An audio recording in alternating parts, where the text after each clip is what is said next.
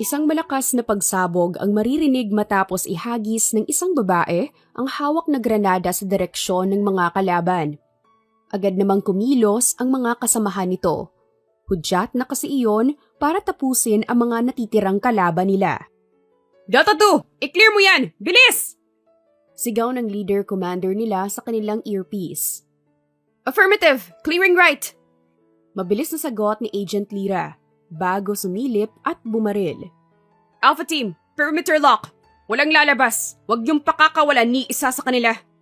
Dagdag pa ng commander nila. Malamig pero mariin ang boses. Parang hindi apektado ng putukan. Copy boss! Mukhang natusta na silang lahat sa paputok ni Commander. Natatawang biro pa ni Agent Jorik, ang pinakabata sa grupo pero kilala sa bilis at liksi. Don't fool around, Jorik. Umayos ka nga. Malakas na saway naman sa kanya ng kasamahang si Agent Lira. Dahilan upang mapangiwi si Jorik sa lakas ng boses sa earpiece niya. Target in sight. Ang leader ng mga sindikato, balak pang tumakas kasama mga tauhan. Waiting for green light. Malamig at seryosong sambit naman ang kasamahang si Agent Derek. Execute. Huwag yung hahayaang makatakas, maski isa sa kanila. Dito natin sila tatapusin. Matigas na utos ng commander, sabay reload ng kanilang mga armas. Tahimik pero tiyak ang kilos ng bawat isa. Sanay at kalmado sa kabila ng sunod-sunod na palitan ng putok ng baril. Ilang saglit lamang ay tuluyan na ring natapos at tanging mga usok mula sa putok ng baril ang makikita, maging ang mga nakahandusay na katawan ng mga kalaban. Wala pala kayo eh. Commander, todas sa silang lahat oh. Nakangising sambit ni Jorik nang makalapit sa mga kasama. Nakatanggap naman ito ng malakas na batok mula kay Agent Lira. Umayos ka nga, Jorik. Huwag kang magpakampante at baka may mga nagtatago pa sa paligid. Babala sa kanya ni Lira habang iniikot ang tingin sa paligid. Naglalakad naman palapit sa kanila ang kanilang commander. Dahan-dahang tinanggal ang mask kasabay ng pagladlad ng kanyang mahaba at straight na buhok. Eto na ba ang leader ng grupo nila? Tanong ni Commander Sanchez habang nakatingin sa nakahandusay na matabang lalaki. Affirmative. Siya ang nasa litrato mula sa ating informant. Diretsyang sagot naman ni Agent Derek sa kanya. Walang emosyon ang mababasa sa mukha ni Commander Sanchez. Walang awa o kung anong pagsisisi sa mga mata nito bago tumalikod at naglakad na palayo. I already called reinforcements. Jorik, Lira, make sure na maayos ang kalat dito. Derek, come with me. You need to write a report for this. Utos niya sa mga tauhan na agad namang sinunod ng mga ito. Yes, Commander. Sambit ni Derek tsaka agad nang sumabay sa kanyang paglalakad. Iniabot niya dito ang isang radio at isang USB. I want you to review this clip and include it on the report. Be detailed as much as possible. Is that clear? Tanong niya sa lalaki. Yes, Commander. Magalang na sagot nito. Agad naman muling naglakad si Commander Sanchez at sumakay sa kanyang big bike. Ngunit pagsampa pa lamang niya ay nakita niya agad ang basag na salamin at maging ang brake nito at mukhang nabali. Naalala niya ang isang kalaban kanina na napanay ang baril sa kanya. Agad tuloy siyang nakaramdam ng inis. Buisit! Kung hindi dahil sa kumag na yun ipapaayos ko patuloy tong motor ko. Inisasambit niya sa kanyang isipan bago sinuot ang helmet at pinaharurot na ang motor. Pagdating sa kanilang headquarters ay saglit siyang nag-report sa kanilang superiors tungkol sa naging resulta ng kanilang raid. Good job, Demi! We are in the office, General Sanchez. Malamig at seryosong sambit niya habang nakatayo pa rin ng tuwid sa harapan nito. Napaismid naman ang Ginoo nang marinig ang sagot ng anak niya. Simula bata pa lang kasi ay tinitingala na siya ng anak na dalaga. Ngunit hindi niya akalaing susunod ito sa yapak niya bilang agent. At ngayon nga ay naging commander ito sa sariling unit. Sa kabila ng mataas na posisyon at malayong narating ng anak ay hindi pa rin maiwasan ng Ginoo na mamiss ang kanyang nag-iisang unika iha. Ayaw kasi nito na tinatawag siya sa kanyang pangalan, lalo na sa tuwing nasa trabaho sila. Napabuntong hininga na lamang tuloy siya bago na upo sa kanyang swivel chair. Okay, good job, Commander Sanchez. Hindi lang napigilan ang pagpuslit ng mga droga sa bansa at nailigtas sa mga biktima ng human trafficking. Bagkos, ay nagawa niyo ring mapatay ang ring leader ng sindikato. Agad na sumaludo si Demetra sa general matapos marinig ang papuring iyon. I will expect more good jobs from you, Commander Sanchez. Dagdag pa ng general, tsaka sumaludo din sa kanya. Sir, yes sir! Matapos nito ay nagpaalam na rin si Demetra sa harapan ng general na animoy hindi niya ito ama. Pipigilan pa sana siya nito, ngunit mabilis nang nakalabas ang commander. May inayos lang ng mga papeles si Demetra sa kanyang opisina at akma na sanang sasakay sa kanyang motor para umuwi nang biglang huminto sa kanyang harapan ang kotse ng ama. Let's go, Demetra. Sabay na tayong umuwi. Ayon ito sa kanya, napakunot noo si Demetra dito. General, we're not inside the office now, Demetra. I'm not your general. I'm your father this time. Nakangiting sambit nito sa kanya. Napailing na lamang si Demi at sumakay na sa kotse nito. Iniwan ang kanyang motor sa gilid ng kanilang headquarters. Pagdating sa bahay nila ay sinalubong agad siya ng kanyang ina. Iha! Oh my gosh! What happened to you? May sugat ka ba? Bakit madungis ka? Aligagang tanong ni Mommy Pinty sa kanya habang panay ang tingin sa magkabilang pisngi at kamay niya. Laglag balikat naman sa Demetra, sanay na kasi siya sa pagiging OA ng ina. Habang natatawa naman ang kanyang ama na pumasok sa loob. Nag-iisang anak sa Demetra, kaya naman ganoon na lamang mag-alala ang ina sa kanya. Mom, I'm fine. Hula akong tama at gasgas lang to. Tamad niyang sagot dito. Pero iha, Pinty, hayaan mo na ang anak mo. Ayos lang siya.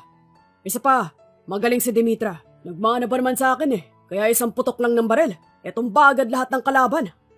Sambit naman ng kanyang ama habang minumustra ang tila pakikipaglaban sa mga sindikato.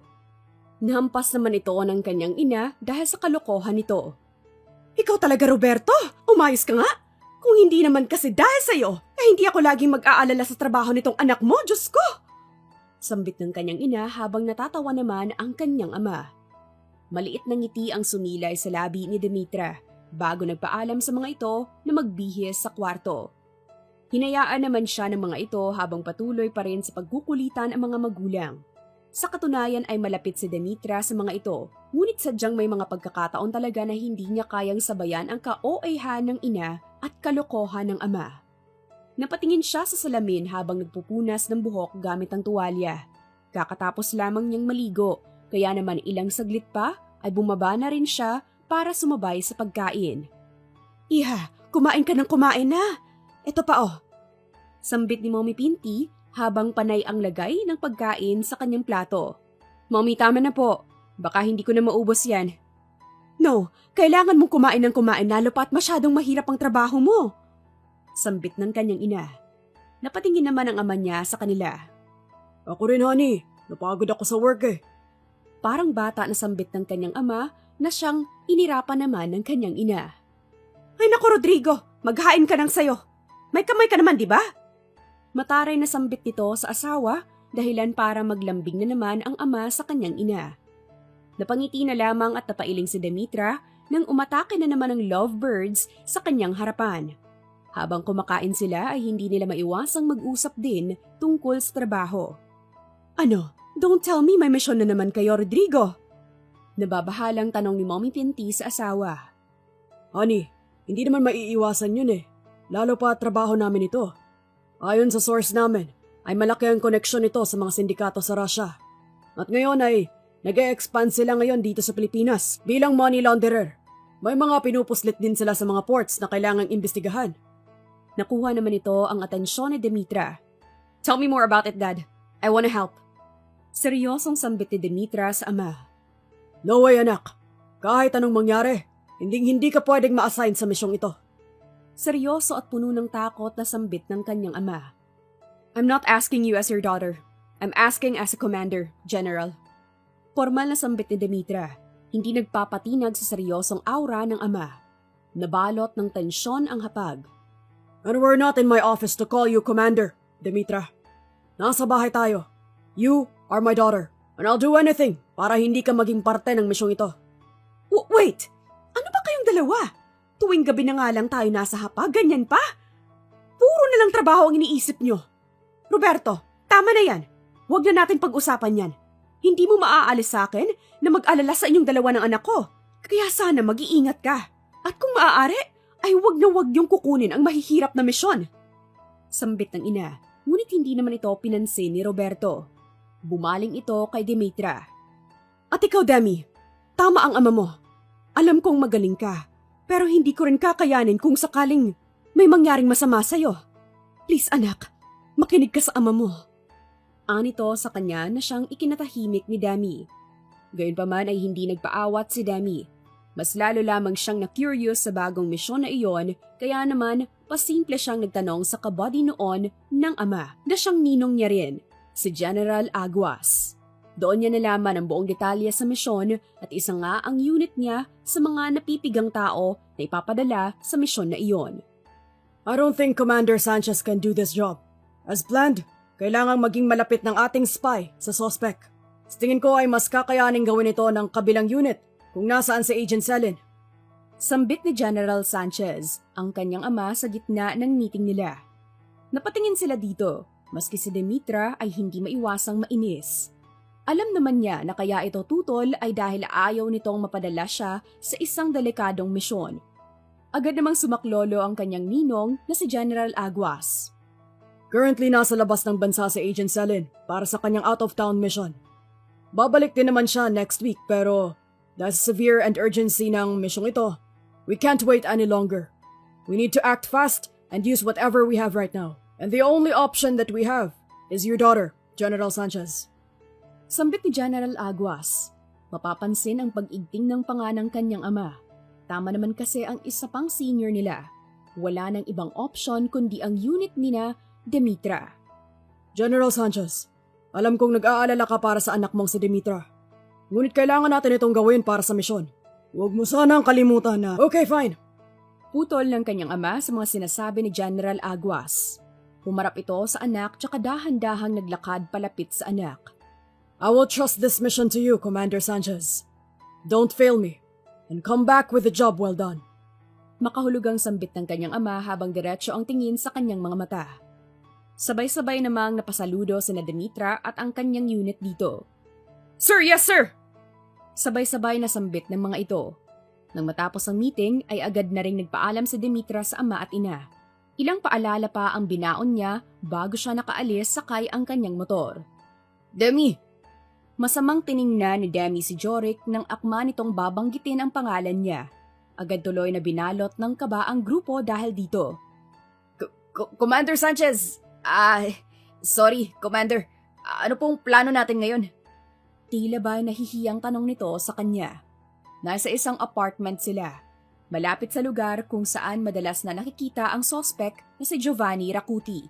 Napatingin sa labas ng bintana si Demi. Pinagmamasdan ang buong paligid. For now, I need an intel, a detailed map of the place, and also the possible reinforcements in the area. Seryosong sambit niya bago humarap sa mga kasama. Derek, can you contact our nearest unit assigned here?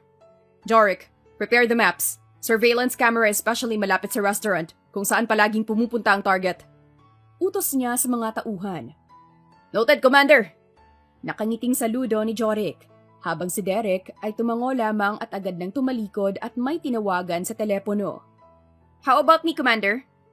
Tanong naman ni Agent Lira na prenteng nakaupo sa isang couch. Hindi ito nilingon ni Demi at nilagpasan itong naglakad. Come with me. Ha? Teka, ngayon na? Natatarantang tanong nito tsaka agad-agad na tumayo. Yeah, ngayon na. Sagot naman ni Demetra, kaya naman sumunod na lamang sa kanya si Lira. Wala itong ideya kung saan sila pupunta kaya naman laking gulat nito nang mapatayo sila sa harapan ng isang beauty salon. Commander? Demetra. Call me Demetra. Ayoko makakuha ng atensyon habang nandito tayo sa labas. Naiintindihan mo, Lira? Mahinang bulong nito sa kanya. Nag-alangan man, ngunit napatango na lamang si Lira at sumunod dito. Ngunit habang naglalakad sila ay kapansin-pansin ang pagsunod ng tingin ng mga tao kay Demi. Hindi daw gusto makakuha ng atensyon. Ano yan? Itsura pa lang. Nakakakuha na ng atensyon. Mahinang sambit ni Lira. Anong sabi mo? Wala Demi. Halika na at umpisa na natin ang gagawin. Pilit ang tawa na sambit ni Lira tsaka itinulak na naglalakad si Demi papasok. Pagpasok nila sa isang kwarto ay nag-umpisa na rin siyang ayusan ng mga staff. Dahil nga sa misyon nila ay kailangang magmukhang kaakit-akit si Demetra. Nang sa gayon ay mabilis siyang mapapansin ni Giovanni. Ayon sa reports ay mahilig ito sa mga morenang babae, kaya naman siya na rin ang perfect candidate upang akitin at mapalapit dito. At para gawin iyon ay kailangan niyang magpapansin sa lalaki. Ayon sa napag-usapan nilang plano ng team ay magkukunwaring fangirl si Demetra at harapan itong aaminin kay Giovanni. Maliban kasi sa pagiging kasapi ng isang sindikato ay isa ring rapper si Giovanni. Sikat ito at tinitilian ng mga babae. At para mabilis siyang mapansin ng lalaki ay gagamitin niya ang kanyang alindog at ang kagustuhan ni Giovanni na mapuri para mabilis niyang manipula ang lalaki. Wow! Ang ganda niyo, bossing! Nakangiting sambit ni Jorik sa kanya. Kasalukuyan silang nasa apartment at sinusukat niya ang lahat mga dress at damit na binili nila para sa misyon na ito. Ang ganda mo, Dimitra! Bagay na bagay sa iyong dress na yan! Tuwang-tuwa naman na papuri ni Lyra sa kanya. Dahil nga wala pa naman silang aktual na misyon, ay hinayaan niya muna ang mga ito na tawagin siya sa pangalan niya.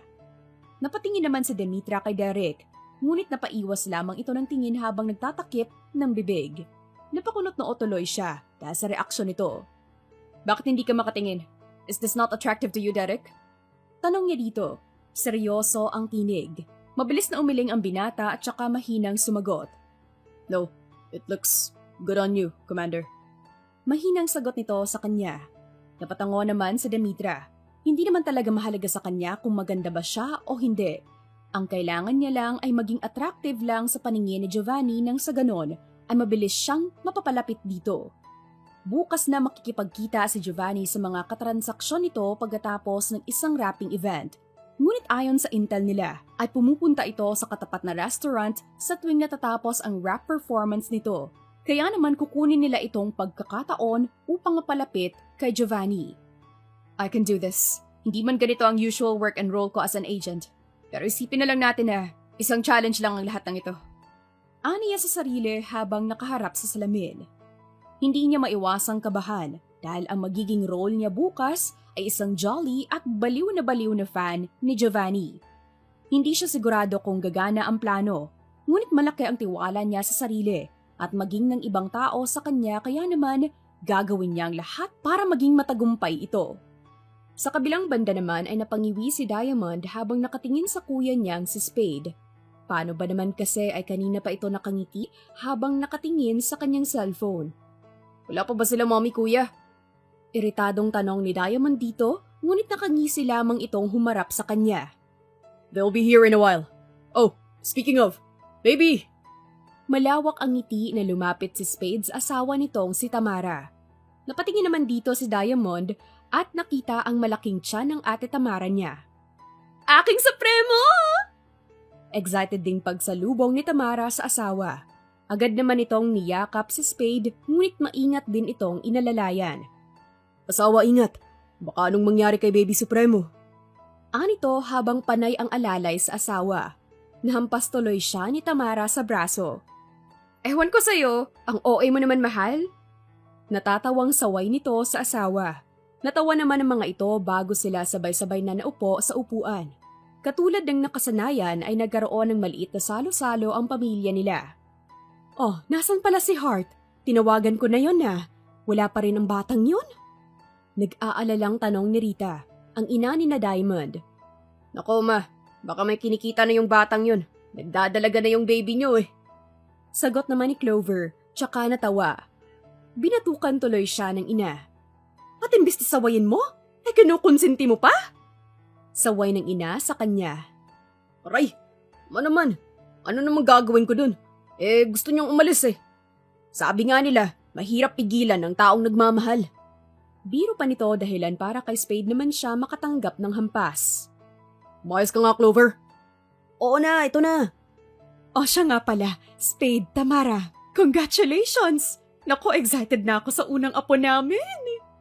Natutuwang sambit ng kanilang ina habang nakatingin sa mag-asawa.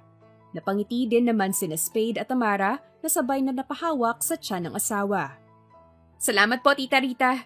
Kahit nasa loob pa po ng tiyan ko mukhang makulit na si Baby Supremo. Parang ama niya. Natatawang sambit ni Tamara. Nako, sigurado ako dyan. Nako, nakaka-excite. Sana naman ay magkaroon din ako ng apo sa inyong lahat ng mga anak ko. Nakangiting dagdag pa ni Rita sa mga anak. Ikaw ba, Diamond?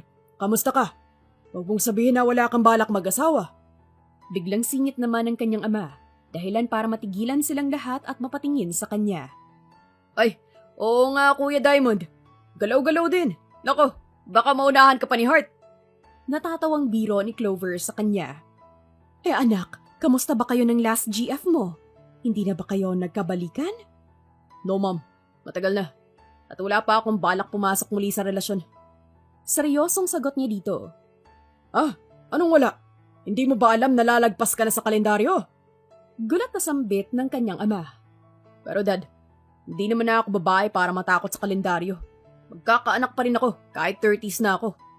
Depensa niya sa sarili. Oo nga, pero paano ka makakarami kung may arthritis ka na bago ka mag-asawa? Hindi ka na makakabayo ng maayos. Sambit ng ama dahilan para makatanggap ito ng batok sa asawa. Ay, Diyos ko ka! Umayos ka nga! Kaya manang-mana sa'yo mga anak mo eh! Sermon ng kanilang ina habang tawang-tawa naman si Clover, ang iba naman ay palihim ding napatawa. Nako iho, hindi yan tama. Kailangang magkaroon ka na rin ng nobya kung wala kang maiuuwi na babae dito sa bahay. Aba, ako ang maghahanap sa mga anak ng mga kumare ko. Sambit ng kanyang ina na agad na inalmahan ni Diamond. Mom, are you serious? No way! Yes way! Anak, kung hindi ka pa magkakanobyo, abay, aakalain kong bakla ka anak.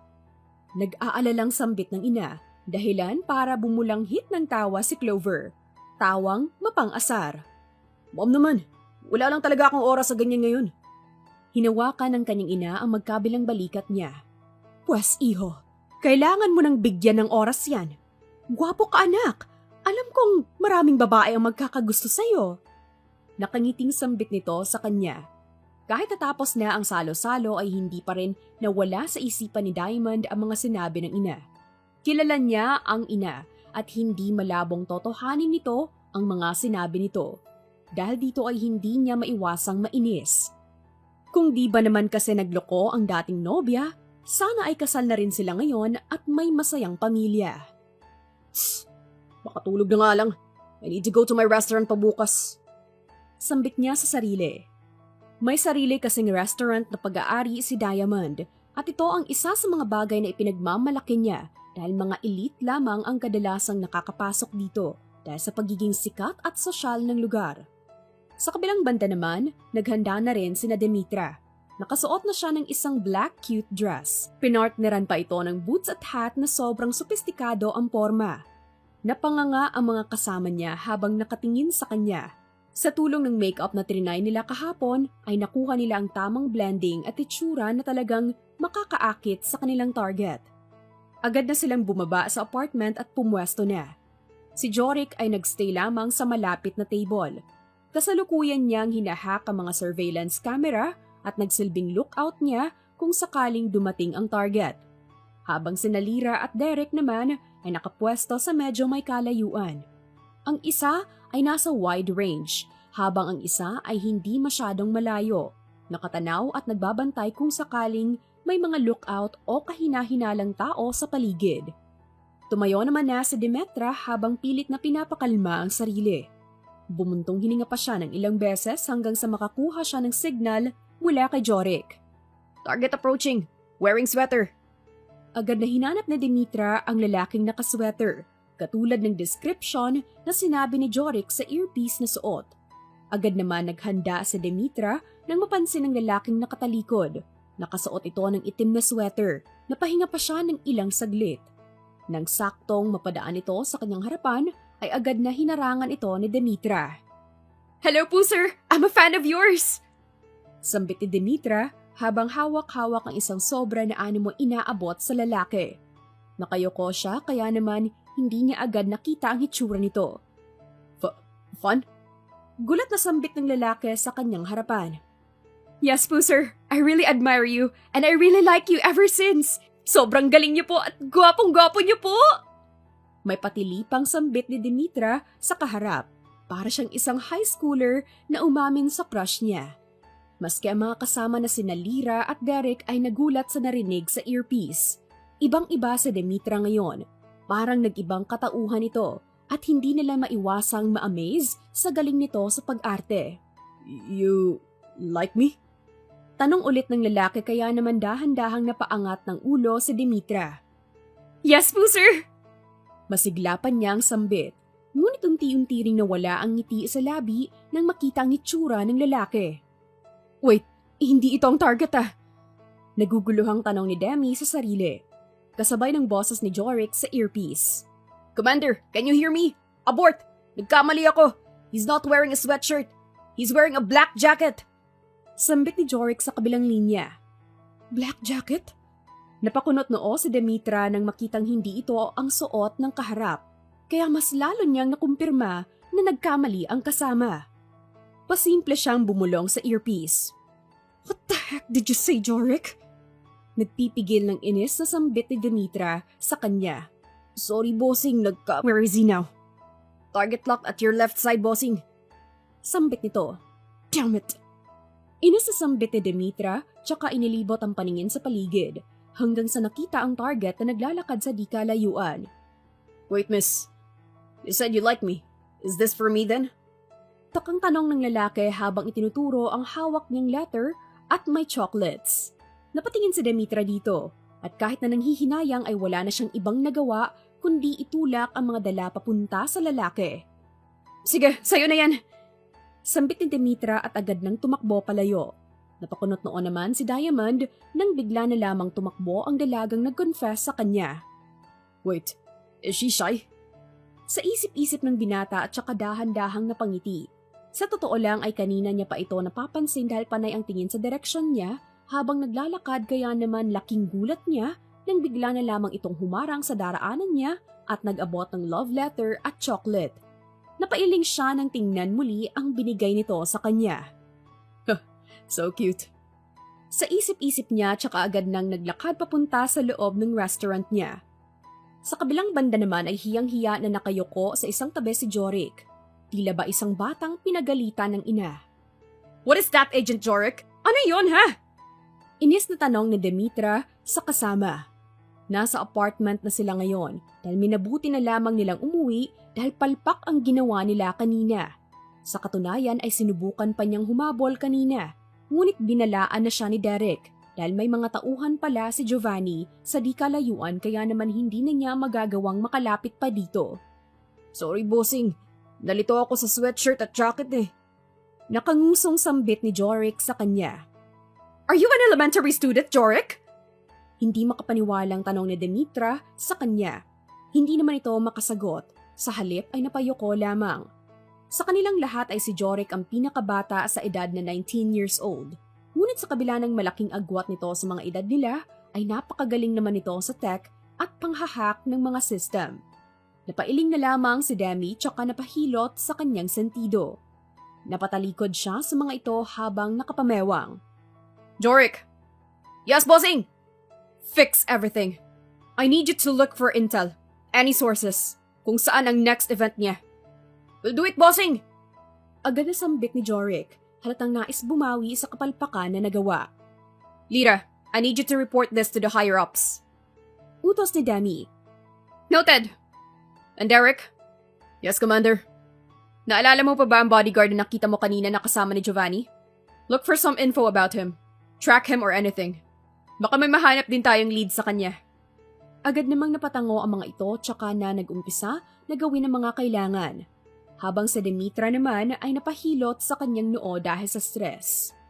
Kinahapunan ay nakahanap agad ng info si Jorik at nalamang may isang party na pupuntahan si Giovanni na gaganapin sa Manila's Hotel. Agad silang naghanda, lalo na at may nalaman silang magkakaroon ng isang meet-up sa mismong lugar. Maaaring makita nila doon ang Russian leader na dadalo din sa nasabing party. Derek, any updates sa previous unit na naka-assign sa area na ito? Tanong ni Demetra sa kasama. Meron din kasing unit na naka-assign sa lugar na ito, kaya naman kailangan nilang makipag-coordinate para well-informed din ang mga ito. So far, still no response, Commander. Mahinang sagot nito kay Demetra.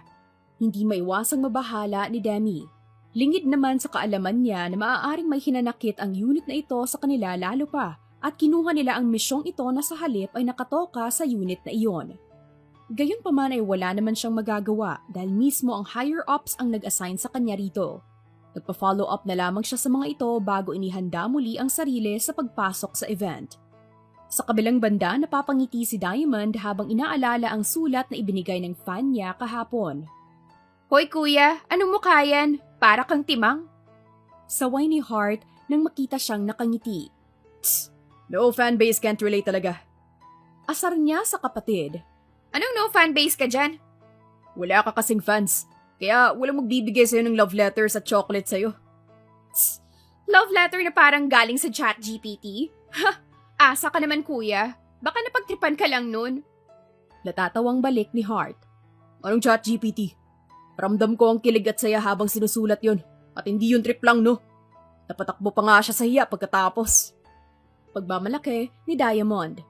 Nako, ewan ko sa'yo. Umayos ka nga, nasa party tayo. Sabay iwan ni Hart. Hindi siya pinansin ni Diamond. Ilang saglit, may napansin siyang dumaan. Wait, siya yun na. Yung admirer ko. Bulong niya nang makita si Demetra. Naka-backless fit dress na humapit sa balingkinitang katawan. Napangiti si Diamond at agad na lumapit. Matagal na niya itong iniisip at kung may babaeng ipakikilala sa magulang niya, mas gusto niyang si Demi iyon. Maganda, matapang at desente. Pasok sa standards niya. Hi miss. Nakangiting bati niya. Yes? May halong pagtataka ang tono ni Demi. Lumapit si Diamond. I'm the guy. The one you admire. Narinig ni Demi ang mahinang tawa ni Lyra sa earpiece. The one you admire daw. Panis! Hi. Sorry, I'm kinda busy, so maybe another... I can wait naman. No problem. Putol nito. Tipid nang ngumiti si Demi at nagpaalam. Palihim siyang sumenyas kay Lyra para libangin si Diamond. Oh, hi! I'm Lyra. You are? Singit ni Lyra, pero kay Demi lang nakatingin si Diamond hanggang mawala ito sa paningin. Boss, mukhang ikaw pa rin ang hanap niya. Asar ni Jorik sa earpiece. Shut up, Jorik! Singhal ni Lyra, pero patuloy lang sa paglakad si Demi. Maya-maya nakita niya ang target, si Giovanni. Agad siyang nagbigay ng impormasyon sa earpiece at sinimulan ang plano. Bit-bit ang wine glass, pasimple siyang naglakad at binangga ang isang lalaki. Tsaka napaatras kay Giovanni. Oh my God! Pabebeng sigaw ni Demi kunwaring nasaktan. Agad siyang sinalo ni Giovanni. Easy, baby girl. Are you okay? Malagkit ang tingin nito, lalo sa cleavage niya. Napakuyom ang kamao ni Demi pero nagkunwaring mahina. Masakit ang paa ko. Oh, you sprain your legs? Yumuko ito at hinawakan ang paa niya.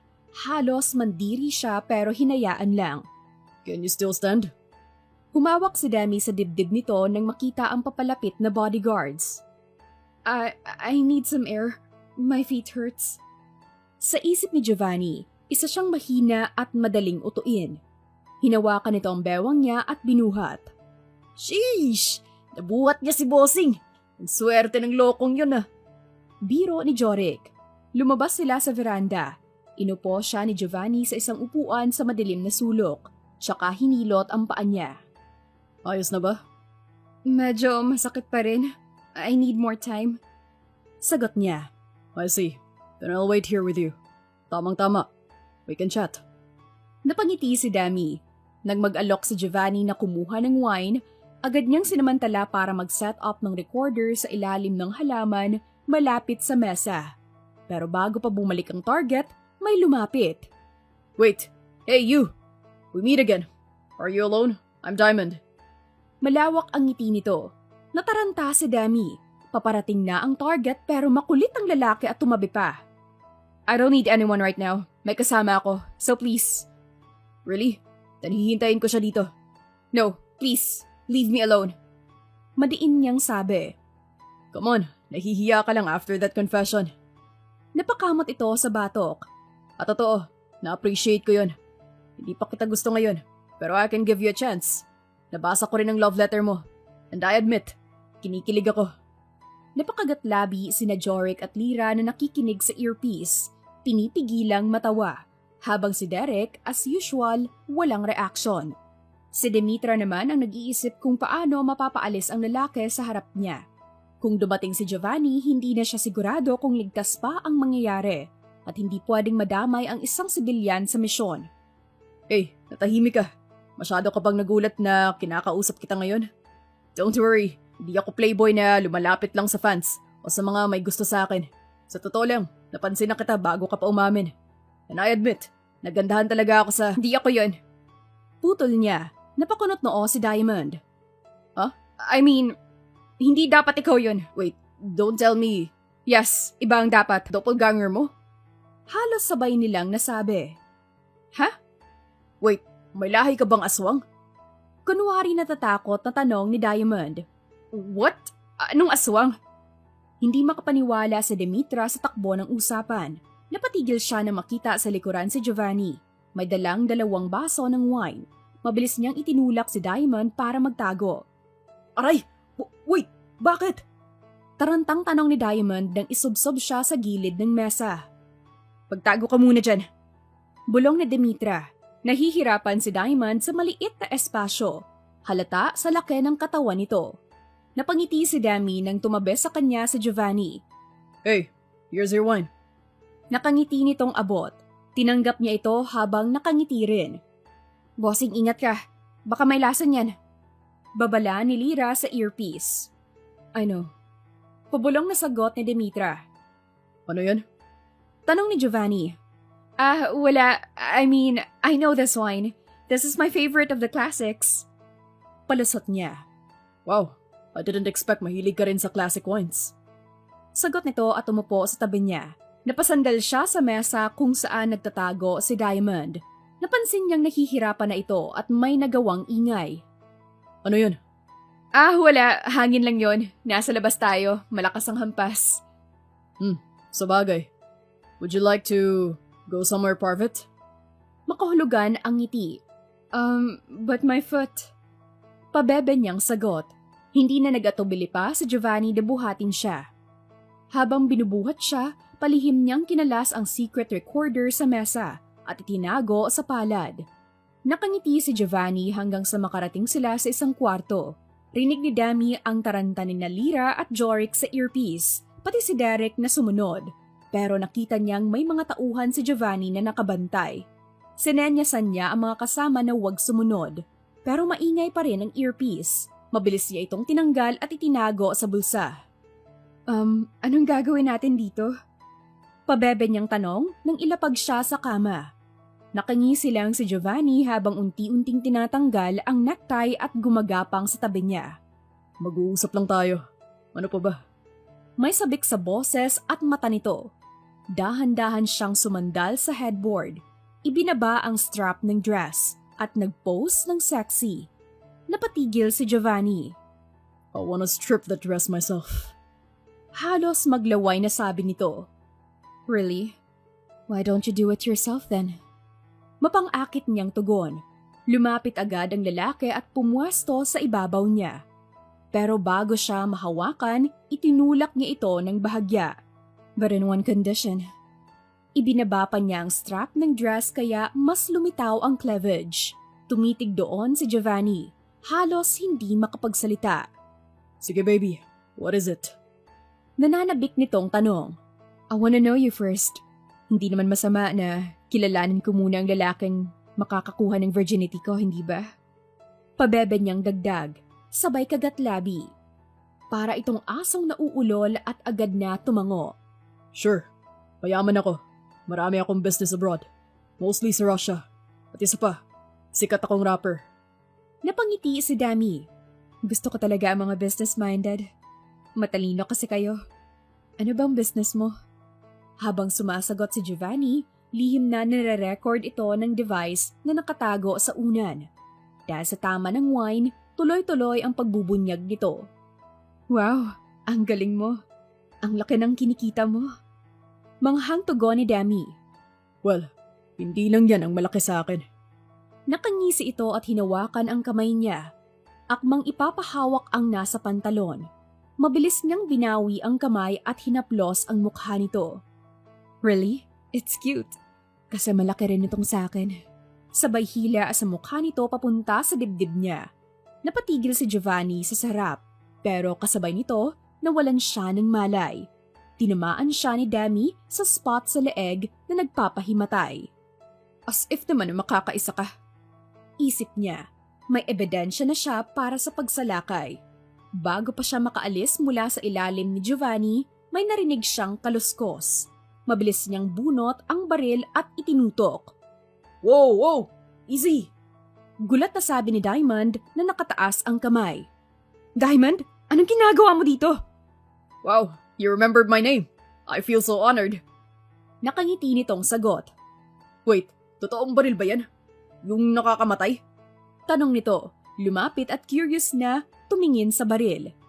Tila natauhan si Demi kaya mabilis niyang naitago ang baril sa kanyang likuran. Anong ginagawa mo dito?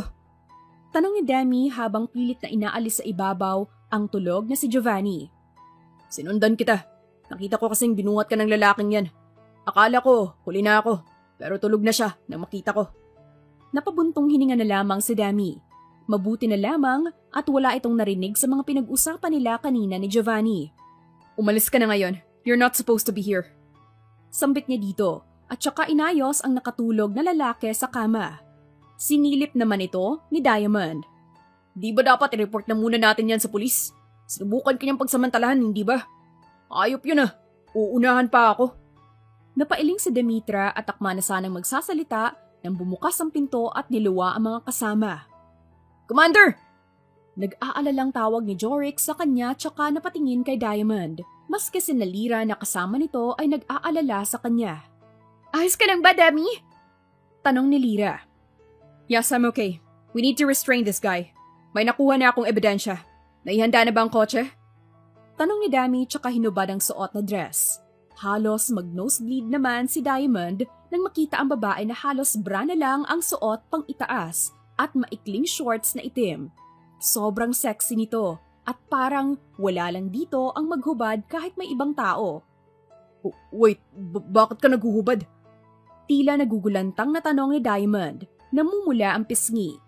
Napakunot noon naman si Nalira at Jorik. Tila nagtataka kung bakit narito ang lalaking ito. Napailing na lamang sa Demetra. Faster, baka maabutan pa tayo ng mga tauhan niya. Dalhin niyo na siya sa kotse. Utos ni Demetra kay Jorik na agad nitong sinunod. Naglakad naman siya palapit kay Diamond na gulong-gulo din sa mga nangyayari. Anong gagawin natin sa kanya, bossing? Tanong ni Jorik, patungkol kay Diamond. Sa akin? Ano bang nangyayari? Hindi na natapos pa ni Diamond ang sasabihin ng hampasin na ni Demi ang kanyang batok at nawalan ng malay. We don't have any choice. Kailangan din natin siyang dalhin. Sambit niya tsaka walang alinlangan na inalalayan na buhatin ang lalaki habang nakasunod kina Jorik at Lira. Mabuti na lamang at dumating na rin si Derek at pinagtulungan nilang buhatin ito papunta sa kotse. Habang nasa biyahe ay mabilis ang naging galaw nila dahil hindi imposibleng nakatunog na ang mga tauhan ni Giovanni. At hindi nga sila nagkamali. Ilang sandali lamang ay ilang itim na kotse na ang nakasunod sa kanila at pinapaulanan sila ng putok ng bala. Bilisan mo, Jorik! Malakas na sigaw ni Demetra dahilan upang bilisan ito ang pagmamaneho, habang si Demetra ay nakikipagpalitan ng putok dito. Contact for backup, Lida! Now! Madiing utos niya na agad na ginawa nito. Wala pa ring malay sina Giovanni at si Diamond na nadamay sa gulo. Malakas na napamura si Demetra nang matamaan ng bala ang gulong ng kotse nila. Umikot-ikot ito at nawalan na ng kontrol sa pagmamaneho si Jorik. Secure the interest! Malakas na utos ni Demetra kaya agad silang bumaba ng kotse at nagtago sa gilid nito habang inaalalayan na hindi matamaan si Giovanni. Paulit-ulit na nakipagpalitan siya ng putok hanggang sa matamaan siya sa braso. Doon niya napagtanto na naiwan pala si Diamond. Nauna na kasing na-secure ni Jorik si Mr. Giovanni habang si Lira naman ay kino-cover up si Jorik na makaalis sa area. Nadamay ka pa talaga dito! Inis na inis si Demetra sa sarili kung bakit naisipan niya pang isama si Diamond dito. Marahil ay dahil sa takot na magsumbong ito sa mga tao sa labas. kaya naisipan niyang isama ito. Ngunit hindi niya akalaing magiging responsibilidad niya pa ito ngayon at hindi maaaring may mangyaring masama dito. Nang makahanap ng tiyempo, ay inalalayan niya ito upang maisecure din sa mas ligtas at tago na pader sa likuran nila. "Lyra, cover me!" Aniya tsaka inakay si Diamond na unti-unti nang nagkakamalay. Anong nangyayari? "Shut up and just follow me!" Malakas na sigaw ni Demetra. Ngunit nang marinig na ni Diamond ang putukan ng baril ay agad itong nataranta at napaupo sa sahig. "No! Get up! Tatamaan tayo dito!" Malakas na sigaw ni Demetra tsaka sinubukan pa siyang akayin ulit habang nakikipagpalitan din ng putok sa kalaban. Ngunit hindi inaasahan ay isang lalaki ang hindi niya nakitang babaril sa kanila. Huli na nang makita ito ni Demetra at natamaan na siya nito sa braso. Napasigaw naman sina Jorik at Lyra, habang si Diamond naman na walang alam ay tila ba'y natulala nang makita ang kasunod pa na putok ng baril sa bandang tiyan nito. Agad niya itong nasalo nang mawala ng balanse si Demi. Teka! Hey! Nanginginig ang boses ni Diamond. Hindi siya sanay sa ganito at hindi niya akalaing nakakatakot ang makakita ng ganito.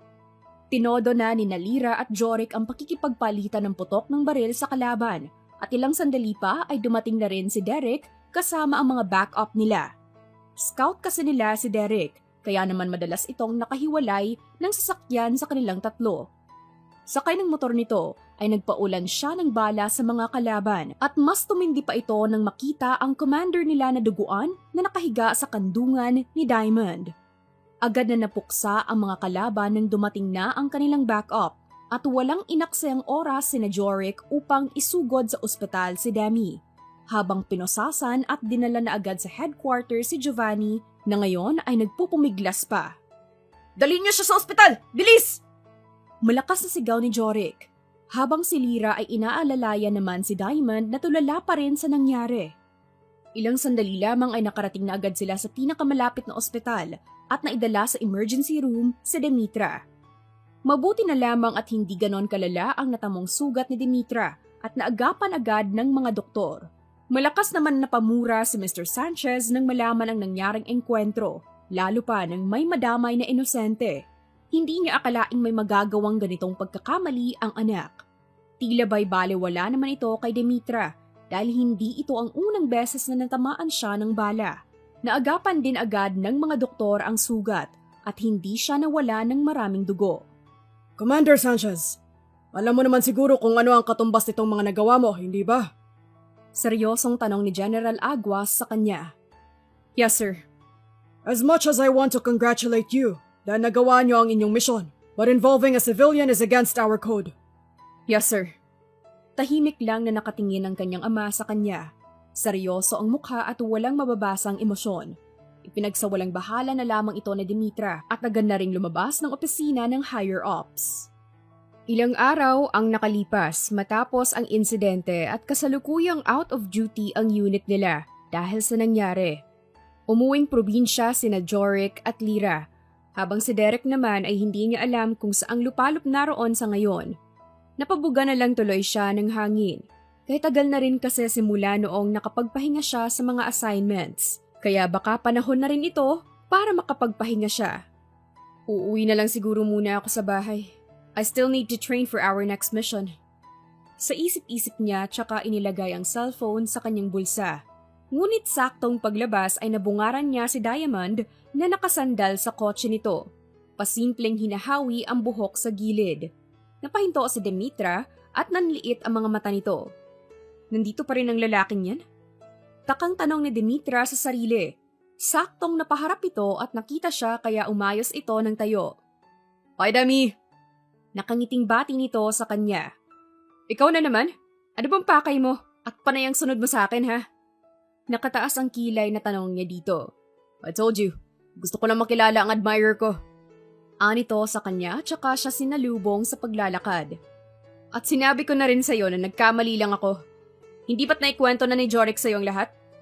Pagkakamali lang ang lahat. Anas niya sa lalaki. Ngunit hindi ito nagpatinag sa kanya at nakangiti pa rin itong sumalubong sa kanya.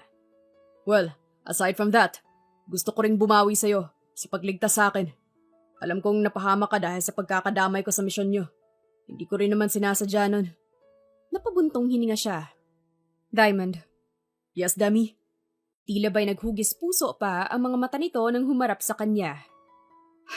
Wala ka nang dapat pang ibawi sa akin. Kasalanan ko rin naman na dinamay kita doon.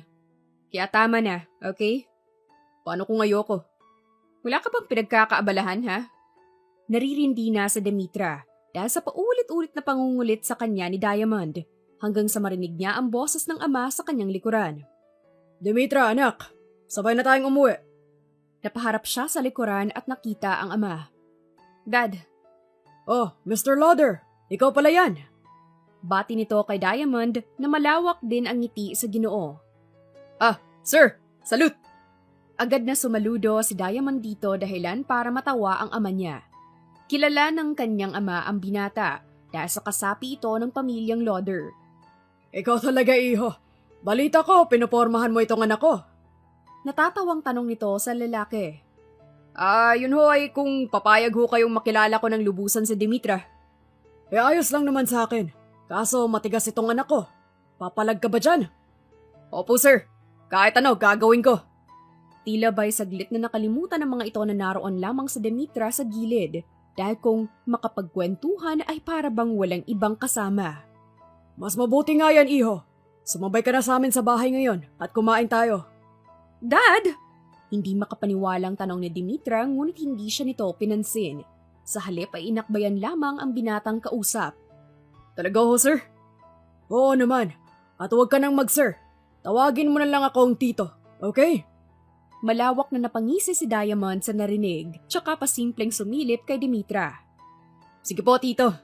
Anito habang nakay Demi pa rin ang tingin.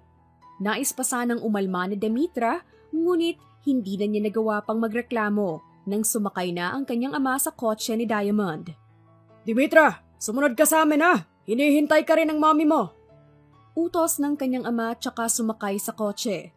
Kinindatan naman siya ni Diamond tsaka malawak ang ngiti na nagmaneho ng kotse nito. Si Demetra naman ay sumakay na lamang sa kanyang motor at naiiling na sinundan ang pagmamaneho ng dalawa. Ilang saglit lamang ay nakarating na agad sila sa bahay nila at winelcome agad ng kanyang ina si Diamond na animoy isang anak na lalaki. Hindi niya tuloy maiwasang mapabuntong hininga nang mapansin na tila botong-boto ang mga magulang sa lalaki. Nang matapos sila maghapunan, ay naiwan silang dalawa na nakaupo sa sala. Demi, are you free later? Gusto sana kitang ayain na Sorry, I have a training later. Training? Sa halip na malungkot ay para bang natutuwa pa si Diamond. Gustong-gusto ni Diamond na makitang mag-training ang babae, kaya naman hindi niya pinalagpas ang pagkakataon na sumama sa training ground nito. Iniabot ni Demi ang helmet sa kanya at saka sila sabay na sumakay sa big bike ng dalaga. Kumapit ka kung ayaw mong mahulog! Babala ni Demi sa kanya habang inihahanda ang pag-andar ng motor. Napangisin naman si Diamond sa kanya. Animoy confident ito. Paano ba yan? Matagal na akong hulog sa'yo. Talaga? Good to know. Ani Demi tsaka piniga ang motor upang mapabilis ang pag-andar nito. Tila ba'y humiwalay ng saglit ang kaluluwa ni Diamond sa sobrang bilis ng paandar nito. Naghihiyaw naman sa takot si Diamond. Rinig na rinig naman ito ni Demi dahil halos wala ng agwat sa pagitan nilang dalawa.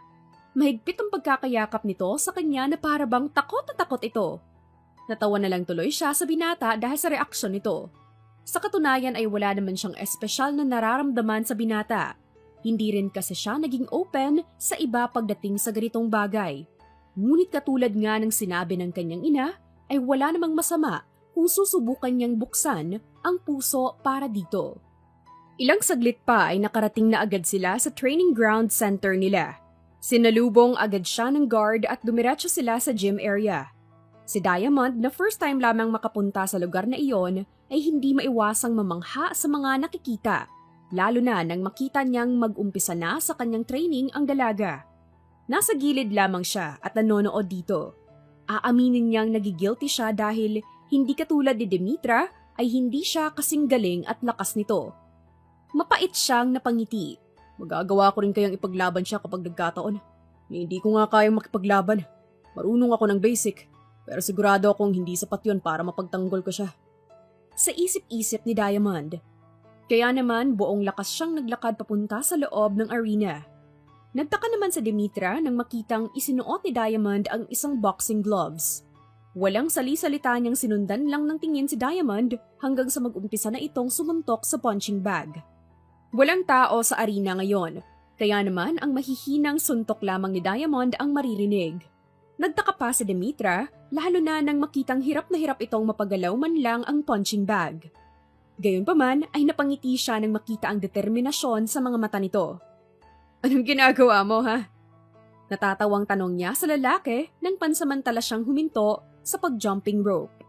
Hindi naman siya tinapunan ng tingin ng lalaki at patuloy pa rin sa pagsuntok habang sumasagot sa kanya. "I'm training. "Training for what?" On how I can protect the woman I like." Seryosong sagot nito. Bahagyang natawa si Demetra. "With that kind of strength? Isang tulak lang sa'yo, babagsak ka na eh." Asar niya dito tsaka bahagyang sumandal sa katabing pader habang naghahabol ng hininga. "I don't care. Alam ko, mas malakas ka sa akin, Demetra. Mas matapang, mas magaling. Pero as a guy, I also want to protect you. Kahit mahirap, gusto ko matuto. Pero tama ka, mahina ako. At tanggap ko na sa ngayon ay hindi pa kita kayang ipagtanggol. Ipaglaban tulad ng ginawa mong pagprotekta sa akin noon. At tanggap ko yun. Di ko alam kung matatanggap mong mas mahina sa'yo ang lalaki na manliligaw mo, pero eto lang ako, Demetra. But I'm trying my best na makasabay sa'yo. That's why I want to train as well." Sambit ng lalaki tsaka diretsyong tumingin sa kanya. "Doesn't it hurt your pride na mas magaling ako sa'yo?" "Hell no. Why would I? Proud nga ako sa'yo, Demi. At kahit nakakababa man sa pagkalalaki, hindi ko maiwasang maisip na sobrang galing mo. At proud akong ipakilala ka sa lahat. Ikaw ang standard ko sa babae, Demi. Handa akong ibaba ang pride ko para sa'yo." Hindi pa rin naniniwala si Demi sa mga iyon, kaya bahagya siyang napatawa. "Wala pa ngang tayo, pero nagpapa-under ka na agad? Sigurado ka ba dyan?" "Eh ano naman, handa akong maging under mo, Commander." Nakangiting nito. Agad na napaiwas ng tingin si Demi. Sa hindi malamang dahilan ay naramdaman niya ang pagkislot ng kanyang dibdib nang makita ang ngiti nito sa kanya. Uminom muna siya ng tubig upang mapakalma ang sarili. Maya-maya ay ibinalik niya ang tingin sa binata bago ito muling tinawag. "Diamond!" Napatingin lang sa kanya ang lalaki habang nakasandal ang isang kamao sa punching bag. "You want to date me, right?" Tanong niya dito. Tila nabingi naman si Diamond habang hinihingal na nakatingin sa kanya. "Huh? You want to date me, right? Let's go! Treat mo ko." Ayaw niya dito. Marahil ay tamang oras din ito para kilalanin ang binata. Kaya naman sobra ang saya ni Diamond nang marinig ito. "Talaga? Talaga? Halos mapatalon pa sa tuwa si Diamond sa narinig kaya naman wala silang pinalipas na oras at agad na silang nag-ayos palabas ng gym. Sabay pa silang naglakad palabas ng venue nang makarinig sila ng isang malakas na putok ng baril. Napansin ni Demetra ang mga lalaking nakaabang sa labas kaya agad niyang hinila si Diamond upang makapagtago. Ngunit huli na ang lahat. Nanlaki ang mga mata niya nang makitang duguan ito sa balikat. Matapos saluhin ng lalaki ang balang sana ay tatama sa kanya. Binalot ng takot si Demetra nang makita ito. Diamond! What the? Anong ginagawa nila dito? Hindi siya makapaniwala na binalikan siya ng mga tauhan ni Giovanni na nakatakas noon sa engkwentro. Agad niyang kinapa ang likuran, ngunit tanging mga patalim lamang ang naroon. Agad niyang kinuha ang telepono upang humingi ng tulong. Diamond! Hey! Stay with me! Huwag kang matutulog, please! Malakas sa sambit niya dito bago pa mawala ng ulirat ang binata. May bahid na ng dugo ang bibig nito nang ngumiti ito sa kanya. Sorry, Commander. Hindi pa rin ako malakas tulad mo. Mahinang sambit nito sa kanya. No! You are Diamond! Niligtas mo ako mula sa bala na tatama sana sa akin. Kaya please, just stay with me! Aniya pa dito, ngunit nakangiti pa rin ito sa kanya. The-date pa rin naman tayo. Yes, I'll date you. Just stay with me, please. Parating na mga kasamahan ko. Aniya dito, tsaka inilabas ang patalim at lakas loob na ibinato ito sa mga kalaban. Dahil sa layo ng range ay may mga pumapalpak at isa lang ang tumama sa leeg ng kalaban. Hanggang sa maya-maya ay dumating na nga rin ang ama niya na unang nakarinig tungkol sa insidenteng ito. Anak! Anong nangyari? Tanong nito sa kanya. Dad! Please save Diamond! Umiiyak na pakiusap niya sa ama. Agad na sumeryoso ang ama at tinawag ang medic upang bigyan ng lunas ang binata at dalhin sa ospital. Si Dami naman ay sumunod sa ama upang alamin ang detalye tungkol sa mga taong ng ambush sa kanila. What do you mean by that, Dad? Hindi pa siya nalilitis? Bakit namatay agad si Mr. Giovanni? Nagtatakang tanong niya sa ama. Hindi imposibleng may informant sa loob na siyang pumatay kay Giovanni. Dahil kabilang siya sa isang malaking international syndicate. Hindi nakapagtataka na ipapapatay siya agad ng mga nakakataas pa bago siya makapagsalita sa atin. Sagot nito sa kanya. Kaya pala binalikan ako ng mga tanganyang tauhan sa pag-aakala na ako ang pumatay sa kanya. Mahinang sambit ni Demetra. Tama nga anak, pero huwag ka mag-alala. Yun ang mga natitirang tauhan ni Mr. Giovanni at patay na silang lahat. Sa ngayon ay inaasikaso ng mga papel at marahil ay ipapasa na ang kasong ito sa Interpol na nakipag-ugnayan sa atin. Dahil tapos naman na ang kaso ni Mr. Giovanni, ay papaubayan na natin ito sa international agencies na masugpo nila ang mas malaking sindikato sa likod nito. Napatango na lamang sa Demetra nang marinig ang report na ito. Pagkatapos ng meeting na iyon ay dumiretso na sila sa ospital upang alamin ang kalagayan ni Diamond. Mommy, ano nangyari kay Diamond? Ayos na ba siya? Maluha-luha namang lumapit sa kanyang ina, dahilan upang balutin siya ng kaba. Anak, sorry. Ma, anong nangyari? Dahil sa sobrang kaba ay agad siyang napatakbo sa loob ng silid nito. Diamond!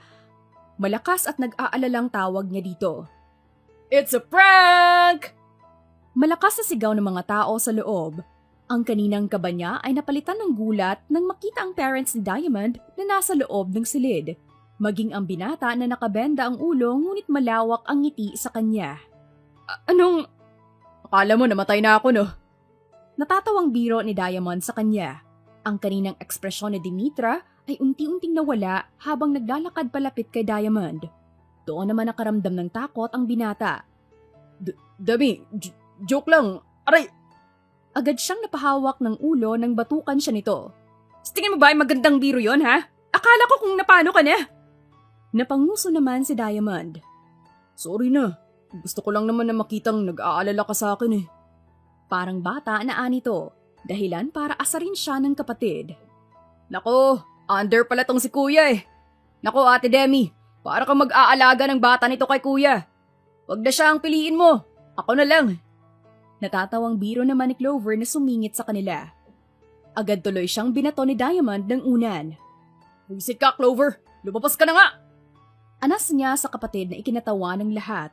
Maski ang mga magulang ni Diamond ay nagpasalamat din kay Dami. Wala nga naman po, tita. Masaya po ako na nasa maayos na kalagayan si Diamond. Nako, nasa mabuting kalagayan nga yan. Pero mukhang naalog ang utak niyan. Ikaw nagbahala, iha. Pagod na rin akong intindihin niyang anak ko na yan. Natatawang biro naman ang ama nito na siyang ikinanguso ni Diamond. Simula noon ay naging close si Demetra kay Diamond at sa pamilya nito. Naging opisyal na rin ang panliligaw niya dito at di nagtagal ay nauwi rin sa kasalan. Hindi naman nahihiya si Diamond kahit tawagin siyang under ng asawa dahil para sa kanya, mahal niya ang asawa niya at handa siyang gawin ang lahat ng gusto nito. Mahal na mahal kita asawa ko. Malambing na bulong ni Diamond kay Demetra habang nakayakap siya sa likod nito. Umaga na ngayon matapos ang kanilang honeymoon. Pasimpleng sumilip sa kanya si Demetra. Kahit under kita? Yes naman, Commander. At para sa akin, hindi pagiging under yun. Mahal kita. Mahal mo ko. Ginagawa ko lang ang gusto mo. Dahil sabi nga nila, happy wife, happy life. Nakangiting nito. Talaga? Oo naman, Commander. Masarap din maging under mo lalo na tuwing gabi. Nakangiting nito kaya malakas siyang hinampas ng asawa. Loko ka talaga. Pagod na ako, Diamond. Ikaw naman ang gumalaw, aba? Sige ba? Ikaw naman ang under ko ngayon, Commander. Hindi rin nagtagal ay nagkaroon sila ng kambal na anak na pinangalanan naman nilang Charlie at Mika. Wakas.